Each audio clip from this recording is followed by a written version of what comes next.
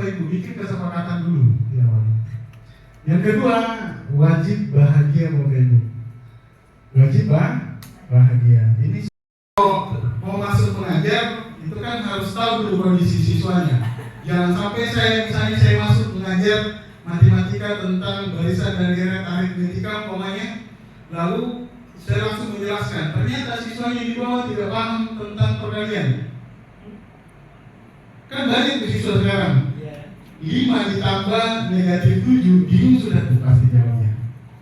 Nah, kenapa bisa saya tahu kondisinya siswa seperti itu? Saya tidak menyalahkan guru yang di SMP matematika ya. Karena kami di SMK Bapak Ibu, tahun ini terpaksa kami harus matrikulasi. MBB-nya kan kita nabung gratis nih. Setahu saya, apalagi ada pembel. Jadi Bapak Ibu, separah-parahnya guru. Jadi saya punya kesepakatan di sekolah di SMK Telgasari. Saya mau ngasih jadwal dan diinput masuk ke dalam Dapodik dengan syarat satu, saya tidak memaksa untuk bikin RPP. Dan penting seminimal-minimalnya sekolah-sekolah yang diajar dulu wajib ada ATP-nya, alur tujuan pembelajaran, yang bahari disebut dengan silabus, yang dulu disebut dengan silabus. Bagaimana caranya dia mau masuk mengajar tidak tahu apa yang mau diajarkan? Kadang yang penting katanya ada di buku, sesuai dengan buku, sedangkan urutan materi itu sudah berubah Bapak Ibu. Berubah karena berubah. Jadi masuk ya, apalagi yang senior ya, saya nggak sama menyebut senior. Kalau di tempat kami Pak, senior itu lebih bagus anunya, lebih aktif mengajar. Yang baru-baru ini perlu dimotivasi. Kadang kalau saya tidak ada di sekolah, kan saya pakai absensi online Pak. Jadi agak kecil ya, saya bacakan aja.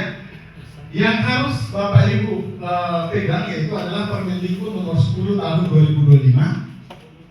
Yang kedua itu Permendikbud nomor 10 ini itu berkaitan dengan standar kompetensi lulusan. Di standar kompetensi lulusan ini itu tertuang di dalam boleh tidak lulus, tidak dinaikkan siswa, tidak naik kelas, boleh tidak lulus. Syarat dan ketentuan berlaku dikembalikan ke satuan pendidikan masing-masing. Cuma kadang pemerintah daerah melalui dinas pendidikan menyampaikan tidak ada lagi istilah tidak naik kelas. Yang bukan siapa? Gurunya. Nah bagaimana caranya mau naikkan kelas? Alfanya 30 hari dalam 1 tahun.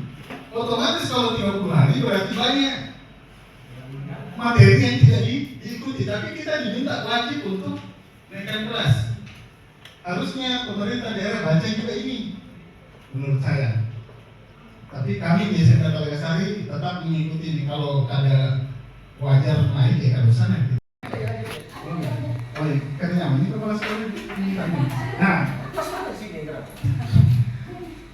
guru tidak ada kewajiban guru membuat RPP atau modul A aja. Tidak ada kewajiban. Oke, tapi tunggu dulu, jangan senang dulu. Yang wajib itu adalah membuat perencanaan pembelajaran. Perencanaan pembelajaran diturunkan, dikembangkan. Ada 2. Ketika kurikulum 2013 dan sebelumnya itu disebut dengan RPP. Masuk kurikulum merdeka, turunan dari perencanaan pembelajaran itu adalah modul A, modul ajar. Modul ajar ini Bapak Ibu sesuai dengan pada pasal nomor 3.3 ini ayat 3, perencanaan pembelajaran sebagaimana yang dimaksud pada ayat 1 disusun dalam bentuk dokumen perencanaan pembelajaran. Syaratnya 3, fleksibel, jelas dan sederhana. Saya ulang, fleksibel, jelas dan sederhana. Apa maksudnya fleksibel? Dijelaskan pada ayat 4. Fleksibel itu merupakan dokumen yang tidak terikat pada bentuk tertentu dan dapat disesuaikan dengan konteks pembelajaran. Makanya keliru kalau ada orang yang mengatakan oh RPP pembelajaran mendalam itu harus bentuknya seperti ini. Tidak ada format baku RPP atau modul ajar. Kalau ada yang mengatakan harus seperti ini, itu bentuknya itu agak keliru. Suruh baca yang ini.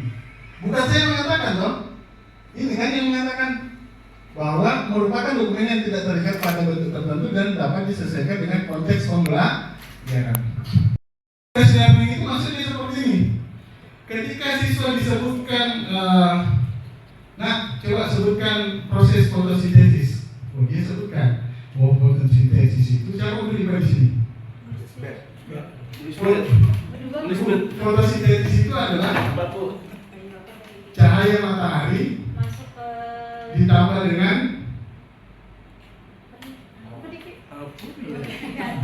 cahaya matahari ditambah dengan karbon dioksida ditambah dengan klorofil menghasilkan glukosa atau karbohidrat. Dan ada satu yang paling dibutuhkan oleh manusia yang dihasilkan dalam proses fotosintesis, yaitu adalah oksigen.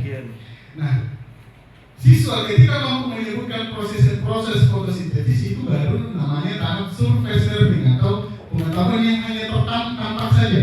Wah, harapnya mampu menyebut. Tetapi ketika deep learning, dia bergeser ke deep learning, siswa itu harusnya dia mampu tahu bahwa ternyata kalau misalnya tumbuh-tumbuhan, pohon-pohon banyak ditebang di permukaan bumi ini, maka akan dampaknya kepada manusia karena tadi menghasilkan oksigen. Walaupun bukan satu-satunya makhluk hidup yang menghasilkan oksigen, tetapi juga dampaknya luar biasa.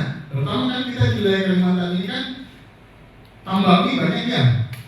Akhirnya yang dulu paru-paru Kalimantan ini disebut dengan paru-paru dunia itu sudah mulai akan bergeser. Nah, ketika pengetahuan siswa mampu kritis, mampu melakukan refleksi bahwa dampaknya ternyata untuk proses fotosintesis ini dalam kehidupan saya dan kehidupan manusia itu seperti ini, maka itu adalah deep learning. Jadi harus bergeser dari surface learning ke deep learning. Contoh misalnya, kalau misalnya siswa tahu tentang skala misalnya, atau misalnya dalam bahasa Inggris dia mampu misalnya menyebutkan sesuatu, tetapi tidak dimaknai misalnya mampu mengkomunikasikan, karena salah satu masalah pembelajaran bahasa Inggris itu adalah tidak kolaborasi dengan makhluk yang lain. Nah, ini yang perlu kita kaji nanti. Nanti saya kaji lebih dalam tentang kenapa deep learning dibutuhkan. Siswa belajar bahasa Inggris itu dari kelas berapa? 7. Tujuan pembelajaran, lalu langkah-langkah menuju ke tujuan pembelajaran itu, lalu yang terakhir, bagaimana cara mengukurnya atau penilaian bahwa langkah-langkah yang kita susun dalam kegiatan pembelajaran itu tujuannya sudah tercapai. Kita perlu alat ukur. Jadi kalau Bapak Ibu bikin misalnya perencanaan pembelajaran, cukup tuliskan tujuan, langkah-langkahnya seperti apa, lalu asesmennya atau penilaiannya seperti apa, itu sudah cukup Bapak Ibu. Kenapa banyak yang tidak bikin? Karena bayangan kita sebagai guru, RTP itu atau modul ajar itu seperti yang banyak beredar. Akhirnya apa? Tidak digali. Nanti supervisi baru digali kabut. Ya, kan banyak guru kayak gitu. Termasuk saya juga sih. Tapi kepala sekolah saya tidak berani mensupervisi saya. Memang kayak apa supervisinya yang membawa materinya. Padahal sebenarnya nggak supervisi aja kan seperti itu. Nah, jadi saya ulang, perencanaan pembelajaran itu cuma ada 3 isinya yang wajib. Tujuannya apa? Langkah-langkahnya seperti apa yang Bapak Ibu lakukan? Lalu penilaiannya seperti apa? Tujuan pembelajaran itu sudah tadi yang saya bilang. Sekolah-sekolahnya guru wajib ada ATP dulu. Lalu tujuan pembelajaran. Lalu langkah-langkah pembelajaran inilah yang kita mulai masuk ke dalam pembelajaran mendalam. Jadi pembelajaran mendalam ini sebenarnya bukan kurikulum, tetapi pendekatannya bahwa siswa itu dia harus sadar dulu kalau mau belajar. Nanti ada slide-nya. Sadar dulu bahwa kenapa dia belajar itu. Lalu langkah kedua adalah langkah-langkah bagaimana kita membuat langkah-langkahnya supaya dia sadar. Itulah tugas kita guru. Nah, selanjutnya pembelajaran mendalam menginginkan setelah sadar siswanya dia apa? Dia memahami bahwa memaknai bahwa apa yang saya pelajari ini loh gunanya seperti ini dalam kehidupan saya. Makanya ada tadi konteks. Nah, lalu selanjutnya menggembirakan, bukan menggembirakan itu berarti siswa harus dia main game dalam tidak. Kalau siswa sudah fokus belajar, siswa misalnya sudah bisa berbagi, berdiskusi, tenang dalam belajar, itu sudah menggembirakan. Menggembirakan itu dalam pembelajaran mendalam itu tidak berarti bahwa senyum terus. Apalagi kalau gurunya senyum sendiri, itu perlu dipertanyakan. Ini lagi beban berarti begini. Nah, tapi ada memang guru dalam satu sekolah, ini yang pemahaman saya yang ekstrim sedikit. Ada satu guru memang yang tidak senyumnya berkurang. Karena kalau guru ini dia kalau ada satu guru yang memang ketika berdiri di depan kelas melihat siswa karena masuk di dalam kelas, dia cukup berdiri lalu dia tolak pinggang seperti ini, berhambur masuk ke dalam kelas. Untuk guru juga kayak itu. Kenapa? Karena kadang ada guru yang berbicara, betul nggak terus? Ayo masuk ke dalam kelas dulu, guru yang masuk. Kenapa? Karena jadi masalah sebenarnya menurut hasil penelitian bahwa contoh yang diberikan tidak sama dengan instruksi. Coba lihat, guru yang on time masuk ke dalam kelas, Bapak Ibu, itu pasti siswanya akan menunggu di dalam. Tapi guru yang selalu melambat-lambatkan diri untuk masuk ke dalam kelas, pasti siswanya akan menunggu di luar. Kalau kalian percaya, coba lakukan penelitian. Di tak usah jauh di sekolah kita aja. Tapi di sini saya kan tidak ada kayak gitu, semua on time masuk ke dalam kelas. Jangan ketawa Pak, nanti rahasianya terbongkar. Ya Pak. Nah, lalu kembali ke tadi langkah-langkah pembelajaran yang dikaitkan dengan konteks. Konteks pembelajaran itu kooperatif learning, kontekstual learning, problem-based learning dan sebagainya itu adalah model pembelajaran. Nah, lalu di bawah dari model pembelajaran ada strategi pembelajaran. Jadi cara kita tanya gimana nih di dalam kelas nanti. Saya mau ngapain nih? Itu namanya strategi. Oh, nanti kursinya saya buat seperti ini. Oh, siswanya nanti saya bagi dalam kelompok seperti ini. Itu namanya strategi. Dia tidak ada strategi apa namanya, tidak ada. Itu dia strategi secara umum. Lalu di bawah strategi ada namanya metode. Misalnya metodenya diskusi atau metodenya apa? Bapak Ibu, metode pembelajaran apa aja? Tanya jawab. Itu teknik. Metodenya apa? Jadi contoh metodenya diskusi. Lalu di bawah dari metode ada namanya teknik pembelajaran. Metodenya diskusi. Tekniknya apa? Tanya jawab. Atau presentasi. Tekniknya bekerja, metodenya belajar berkelompok. Tekniknya seperti apa? Kelompok ini misalnya dibagi berdasarkan homogenitas misalnya. Homogen itu maksudnya yang harap dikumpul, yang harap yang pintar. Yang misalnya yang setengah-setengah dikumpul. Yang tes awalnya memang di bawah standar dikumpul supaya perhatiannya lebih. Oh, atau saya mau tekniknya di dalam kelas nanti untuk pembagian kelompoknya itu saya mau bagi secara heterogen, dicampur di dalam seperti itu. Itu namanya teknik seperti itu. Jadi inilah yang nanti dituangkan di dalam langkah-langkah pembelajaran. Jadi langkah-langkah pembelajaran ini cukup ini aja. Oh, langkah-langkah pembelajaran ini saya mau pakai metode ini nanti. Oh, modelnya ini, strateginya seperti ini. Dan tekniknya nanti seperti ini. Gambaran umumnya tidak usah didetailkan secara detail, panjang ditulis definisinya. Tidak usah. Seperti itu. Oke? Nah, lanjut ganti slide. Slide-nya banyak Pak. Makanya saya bilang untuk kurikulum ini minimal 3 hari biasanya. Nah, masuk ke pembelajaran mendalamnya.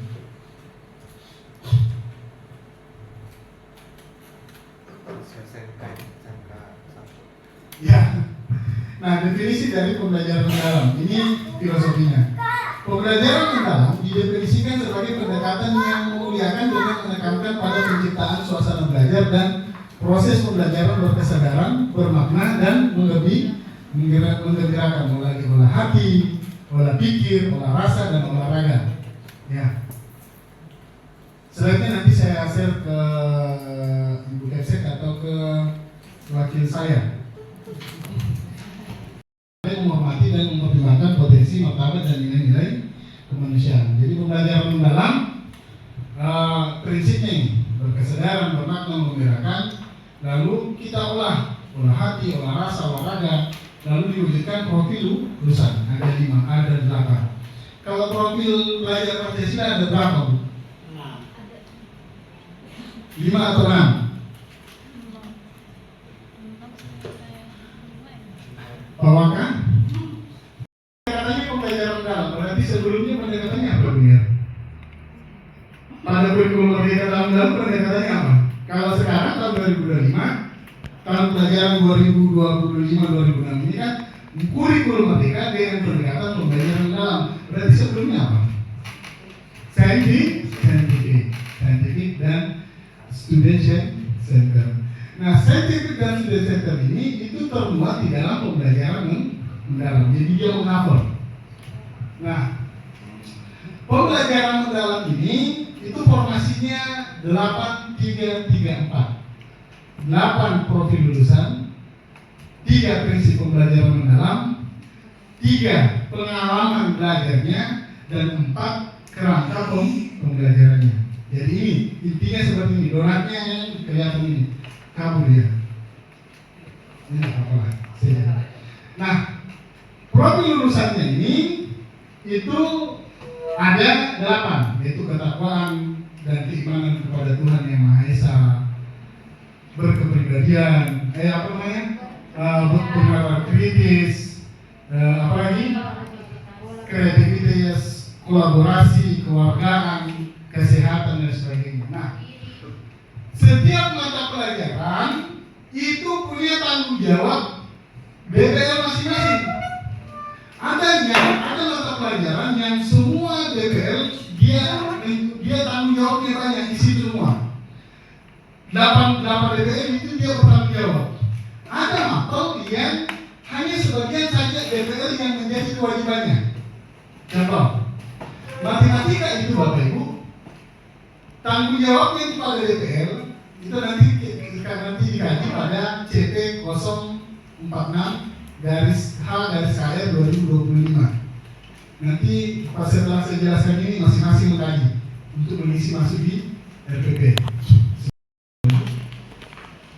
Mungkin ada paham baca sendiri di CP itu ada kompetensi di sini. Nah, kita lanjut sedikit. Ini tidak usah saya jelaskan secara detail, ini kan sudah paham aja loh, Dian. Nah, kolaborasi, saya mau masuk di bagian kolaborasi ini. Ini saya sampaikan karena ada poin. Kolaborasi di dalam pembelajaran matematika, pembelajaran di sekolah diharapkan pada pembelajaran mendalam ini terjadi kolaborasi lintas mapel.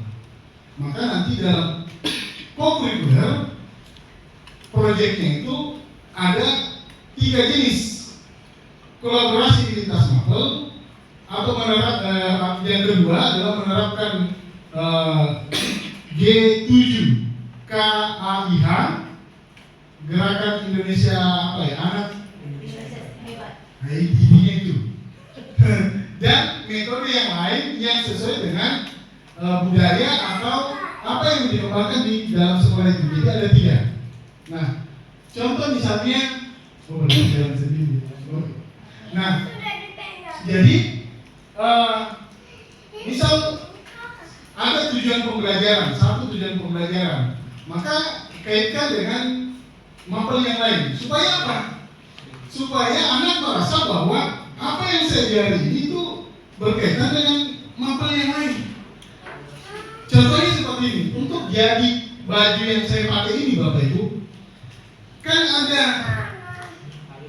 kain, ada pabrik kain, ada yang pabrik kancing. Kan pabrik kancing dengan pabrik kain kan beda biasanya. Lalu selanjutnya ada tukang jahit. Pabrik kain menyediakan kain, pabrik kancing menyediakan kain, lalu ada satu pabrik benang. Kan ini perlu dijahit ini kan perlu benang.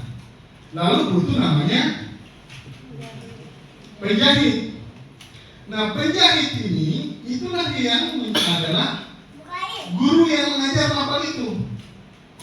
Nah, misal mapel matematika adalah penjahitnya, lalu guru IPA itu adalah menyediakan kainnya, guru olahraga menyediakan kancing dan sebagainya, sehingga dikolaborasikan. Anak paham bahwa untuk jadi baju ini butuh pelajaran yang lain. Jangan sampai berdiri sendiri. Contoh yang saya jelaskan tadi, bahasa Inggris. Kenapa tidak anak itu tidak mampu berbahasa Inggris setelah beberapa tahun belajar? Karena nanti dia merasa bahwa bahasa Inggris itu hanya diajarkan oleh guru bahasa Inggris, tidak menjadi tanggung jawab guru mapel yang lain, tidak menjadi tanggung jawab orang tua yang ada di rumah. Coba lihat, sekolah di sekolah swasta itu kenapa mereka maju? Kenapa maju? Karena mereka bahasa Inggrisnya itu menjadi bahasa, akan ada di sekolah bertaraf internasional. Dia bahasa Inggris untuk mapel yang lain, bukunya buku matematika tapi dalamnya bahasa Inggris. Walaupun gurunya mengajar pakai bahasa Indonesia tapi bukunya bahasa Inggris umpamanya. Setidaknya siswa pada saat masuk belajar matematika ada kosakata tambahan berkaitan dengan matematika. Siswa masuk pada saat pelajaran seni budaya, dia akan tambahan kosakata tentang seni budaya.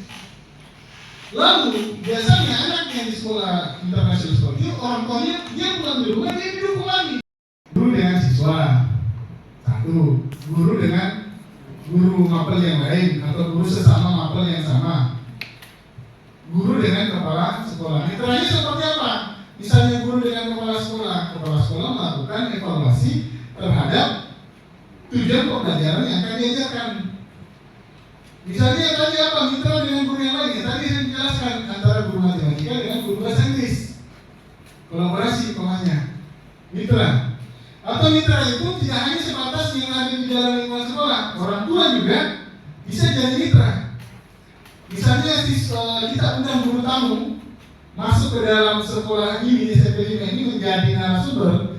Misalnya dari dinas pendidikan, itu juga disebut dengan mitra. Nanti di RPP-nya ditulis. Untuk tujuan pembelajaran ini, kita mitranya adalah Dinas Pendidikan Kabupaten Tanjung dan diundang sebagai guru tamu seperti itu. Nah, lingkungan pembelajaran ini, Bapak Ibu,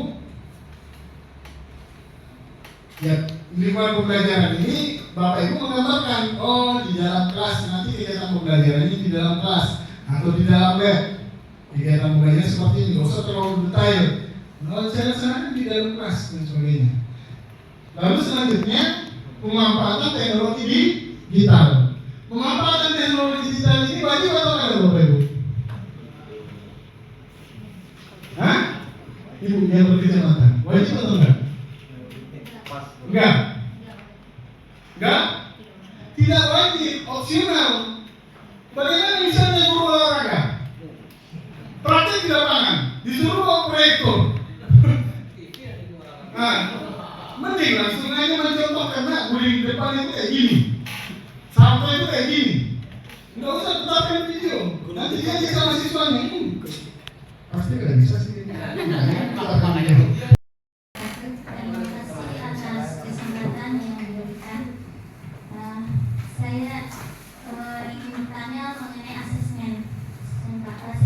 Tadi ada asesmen awal.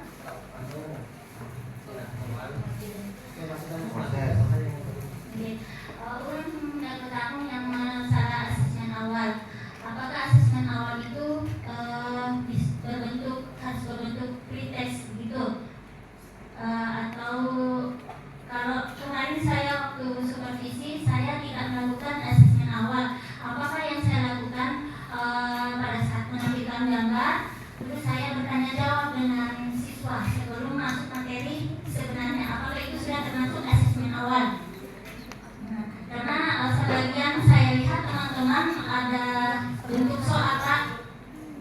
soal yang diberikan sebelum pembelajaran.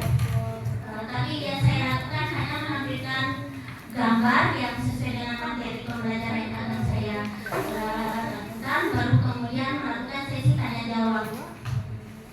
Oke, ada lagi yang mau bertanya atau saya langsung jawab? Satu-satu. Oke, seperti ini. Asesmen awal itu sebenarnya tujuannya adalah untuk berkaitan dengan kegiatan langkah-langkah pembelajaran nanti di dalam kelas, supaya kita tahu dulu. Jangan sampai kita langsung mengajar materi, tetapi ternyata anak ini masih variatif di dalam.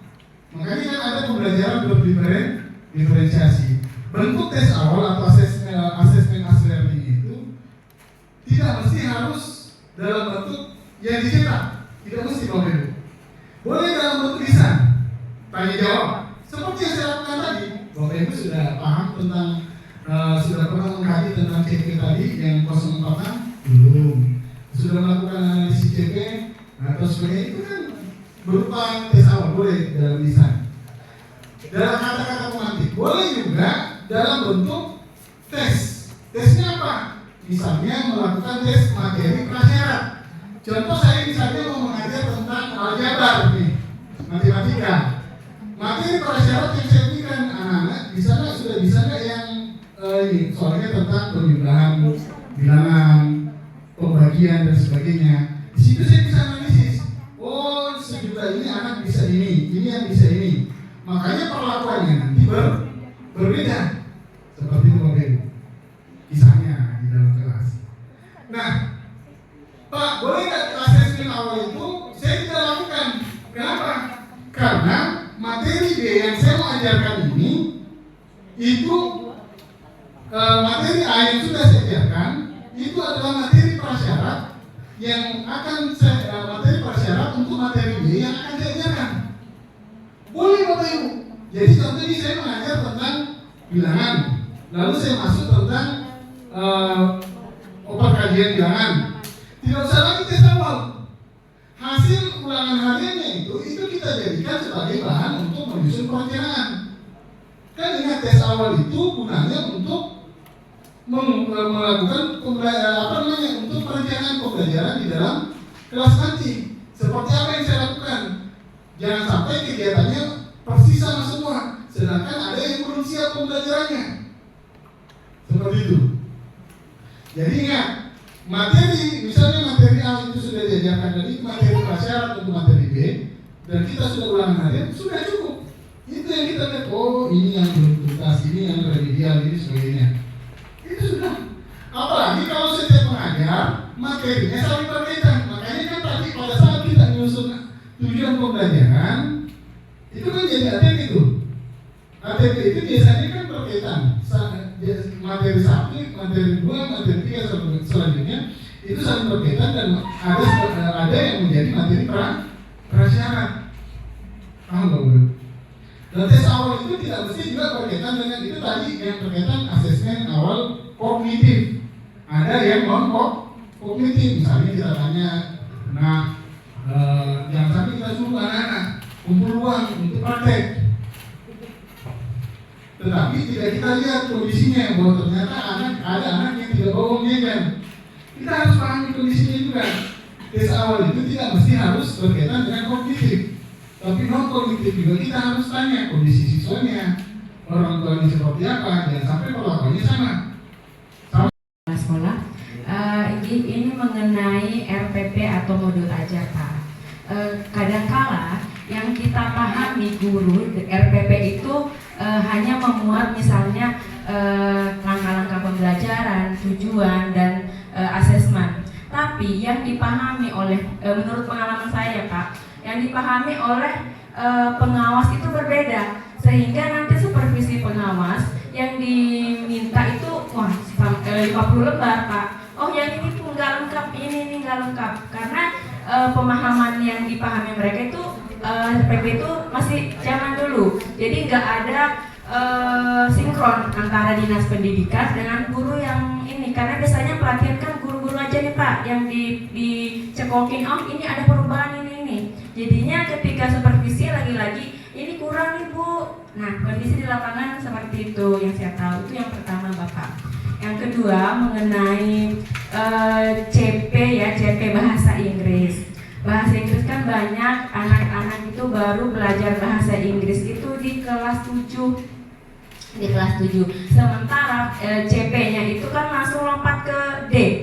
Mereka nggak ada sama sekali pengetahuan awal. Jadi kondisi kami guru bahasa Inggris itu, mereka anak-anak di kelas 7 mereka sudah harus bisa menjawab pertanyaan. Padahal di bab 1 itu mereka baru diajari tentang ABC, ini penyebutannya ini yang benar seperti ini. Sementara lidah anak-anak itu tepul lilin Pak untuk menyebut ABCD secara benar aja itu sudah ini. Jadi itu kayaknya kendala kami di sharing aja di Pak ya, kayak apa menurut tanggapan Pian kendala kami di mapel bahasa Inggris. Kemudian terkendala lagi dengan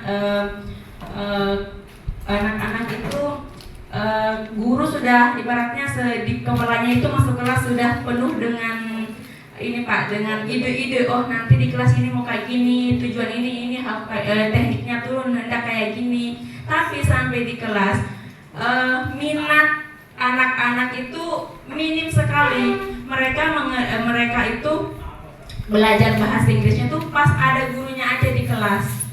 Mereka ketika pulang ke rumah itu nggak buka lagi bukunya. Jadi mereka ngertinya dijelaskan itu pada saat gurunya ada di kelas.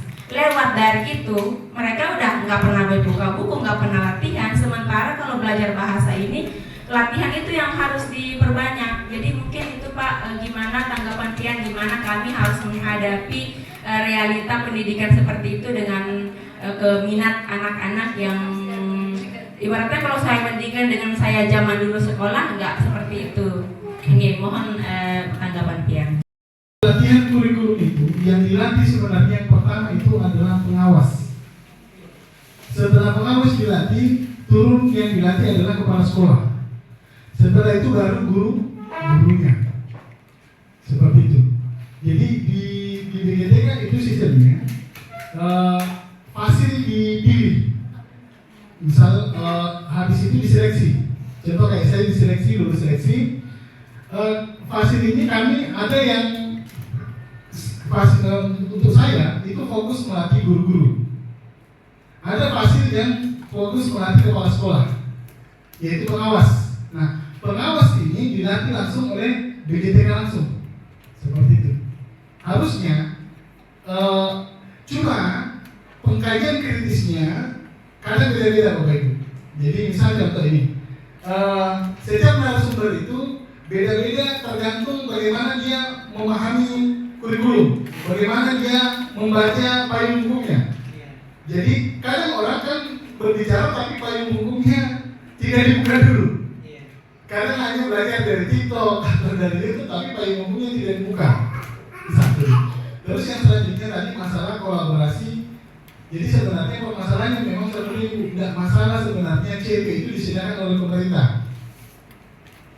Realisasinya di sekolah itu kita sesuaikan dengan kondisi yang ada di satuan pendidikan. Kita tidak usah kejar sesuai CP.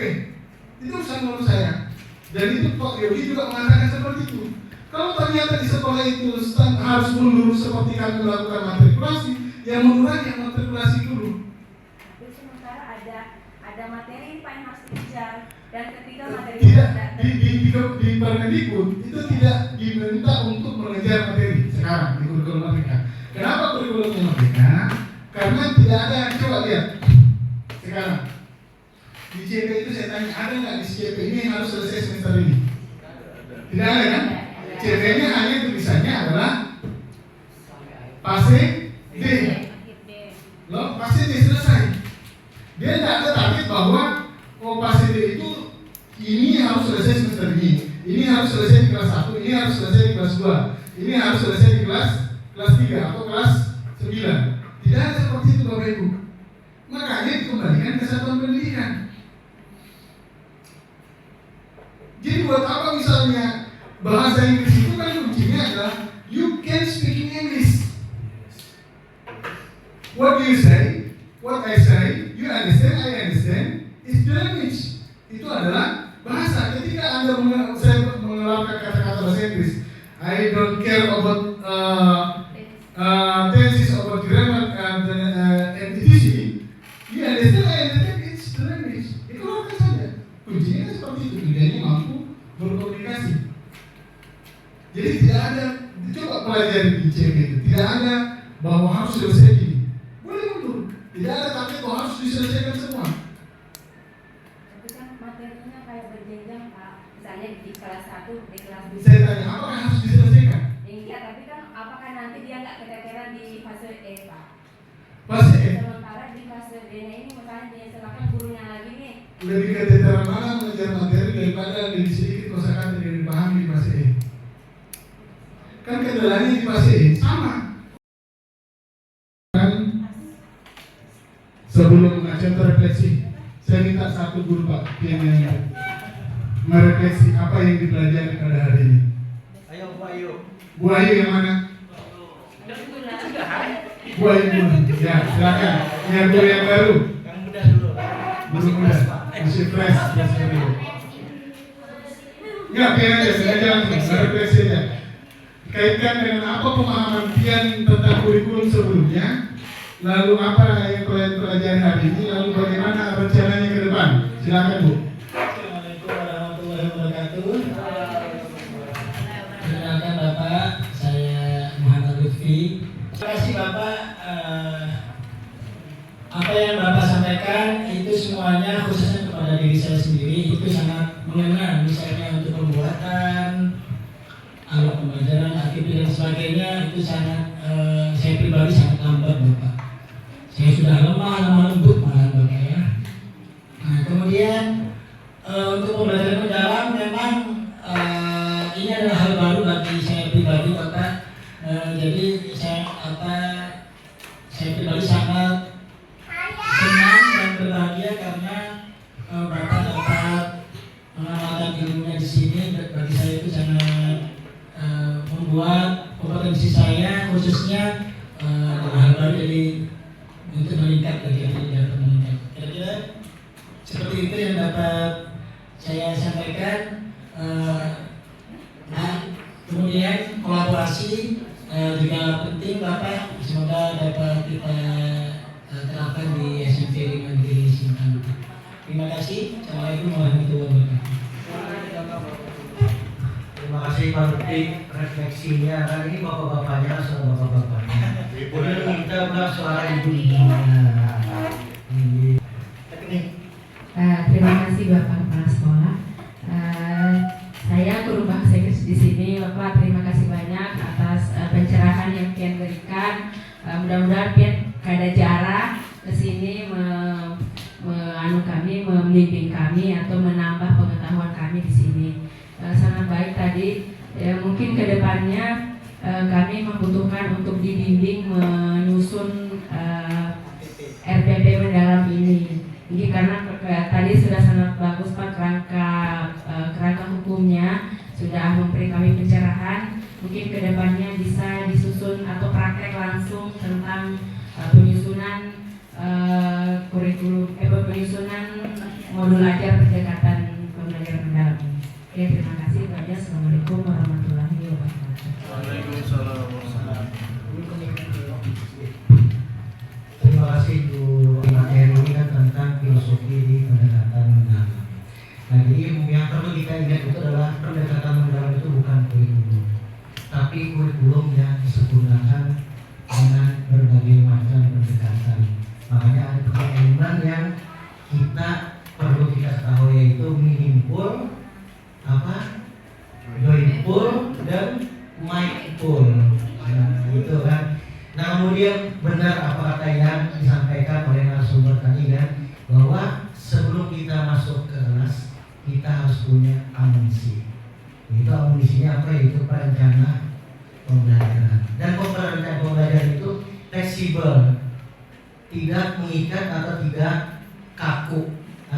Yang telah membuka pikiran kita kan, membuka wawasan kita dalam bagaimana nanti kita memahami yang namanya konsep pembelajaran mendalam.